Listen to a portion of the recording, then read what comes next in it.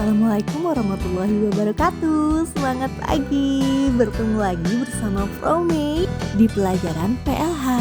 Kali ini kita akan membahas tentang pencemaran tanah. Sebagai masyarakat yang hidup di lingkungan sosial, seharusnya kita sebagai sesama manusia bisa saling mengingatkan dan mencegah pencemaran yang terjadi di lingkungan. Salah satunya adalah pencemaran tanah, yakni kondisi tercemarnya permukaan bawah tanah. Akibat dari pencemaran tanah tak hanya bisa mempengaruhi struktur tanah dan kesuburannya, tapi juga bisa menimbulkan gangguan kesehatan hingga gangguan ekosistem. Pencemaran tanah bisa terjadi karena ulah tangan manusia ataupun perubahan alam. Contoh pencemaran tanah bisa berupa kebocoran limbah cair atau bahan kimia industri, penggunaan pestisida, zat kimia, dan lain-lain. Pencemaran tanah adalah tercemarnya permukaan tanah oleh bahan kimia buatan manusia yang masuk dan mengubah lingkungan.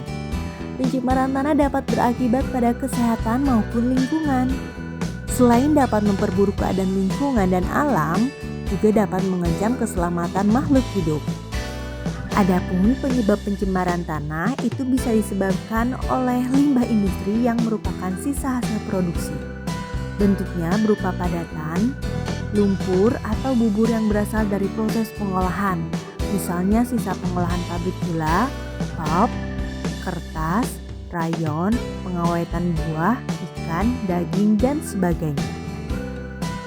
Yang kedua, penyebab pencemaran tanah bisa disebabkan oleh sampah anorganik seperti plastik, kaleng bekas minuman, botol bekas air mineral, dan sebagainya. Limbah oli juga menjadi salah satu penyebab pencemaran tanah.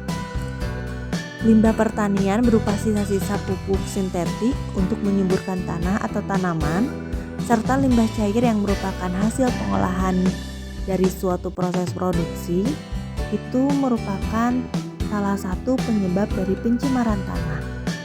Dampak pencemaran tanah meliputi pengurangan kesuburan tanah, ancaman keselamatan makhluk hidup seperti tumbuhan, binatang, dan manusia, serta kerusakan ekosistem yang pastinya akan menimbulkan wabah penyakit.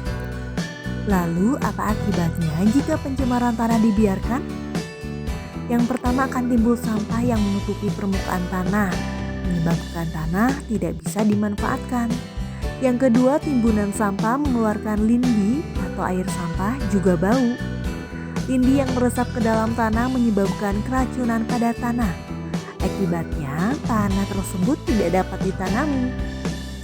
Yang ketiga, sampah anorganik menyebabkan lapisan tanah tidak bisa ditembus akar tanaman, menyebabkan peresapan air dan mineral yang berfungsi menyuburkan tanah terhambat.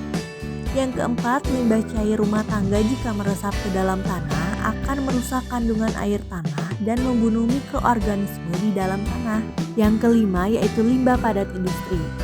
Yang keenam, pemberian pupuk tanah yang berlebihan menyebabkan tanah menjadi asam. Akibatnya dapat mematikan tumbuhan dan hewan yang ada di sekitarnya.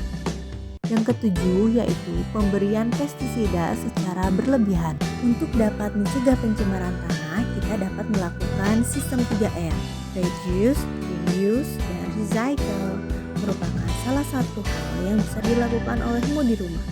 Dengan menerapkan hal ini, kamu bisa mengolah dan memilah sampah berdasarkan jenisnya. Lalu, kamu pun dapat melihat kondisi sampah yang bisa diolah kembali atau dibuang. Yang kedua, yaitu melakukan reboisasi. Dengan melakukan reboisasi, kamu dapat membantu kesuburan tanah agar kembali terjaga. Dengan penanaman kembali, meskipun dapat memakan waktu yang lama untuk tumbuh, namun pohon yang ditanam akan membantu mengurangi pencemaran tanah sekaligus pencemaran udara.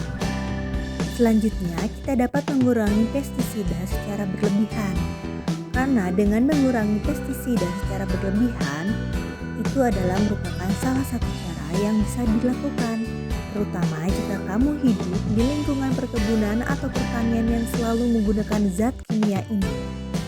Dengan mengkampanyekan pengurangan pestisida yang berlebihan kepada para petani, Tentunya hal tersebut dapat mengurangi pencemaran tanah yang mengganggu ekosistem. Selain itu, kita dapat mencegahnya dengan cara membeli produk yang ramah lingkungan. Membeli produk ramah lingkungan bisa jadi cara dalam mengurangi kerusakan lingkungan, terutama pencemaran tanah. Produk ramah lingkungan meliputi korek kuping bambu atau kayu, kapas kain, pembalut kain, tisu basah yang mudah terurai, dan lain sebagainya. Demikianlah pembahasan tentang pencemaran tanah pada kali ini. Terima kasih sudah menonton video pembelajaran hari ini. Tonton juga video-video pembelajaran lainnya ya. Romai pamit. Wabillahi taufiq wal hidayah. Wassalamualaikum warahmatullahi wabarakatuh.